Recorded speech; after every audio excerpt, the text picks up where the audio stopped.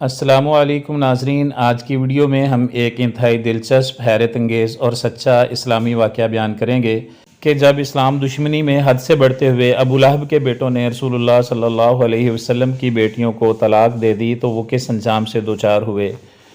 نبوت سے پہلے نبی اکرم صلی اللہ علیہ وسلم کی دو صاحبزادیاں ابو لہب کے دو بیٹوں عتبہ اور عتیبہ سے بیاہی ہوئی تھیں۔ نبوت کے بعد جب حضور اکرم صلی اللہ علیہ وسلم نے اسلام کی دعوت دینا شروع کی تو اس شخص نے اپنے دونوں بیٹوں سے کہا، میرے لیے تم سے ملنا حرام ہے اگر تم حضور صلی اللہ علیہ وسلم کی بیٹیوں کو طلاق نہ دے دو۔ چنانچہ دونوں نے طلاق دی، اور عتیبہ تو جہالت میں اس قدر آگے بڑھ گیا تھا کہ ایک روز حضور اکرم صلی اللہ علیہ وسلم کے سامنے آ کر اس نے کہا کہ میں والنجم اذا ہوا اور ثم دنا فتدلی کا انکار کرتا ہوں، اور یہ کہہ کر اس نے حضور صلی اللہ علیہ وسلم کی طرف تھوکا جو آپ پر نہیں پڑا۔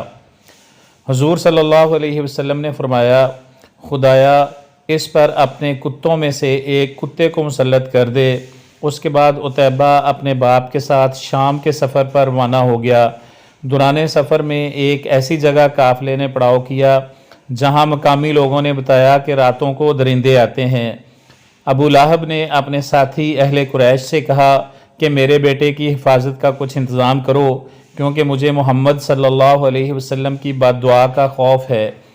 اس پر قافلے والوں نے عتیبہ کے گرد ہر طرف اونٹ بٹھا دیے اور خود سو گئے۔ رات کو شیر آیا اور اونٹوں کے حلقے میں سے گزر کر اس نے عتیبہ کو پھاڑ ڈالا۔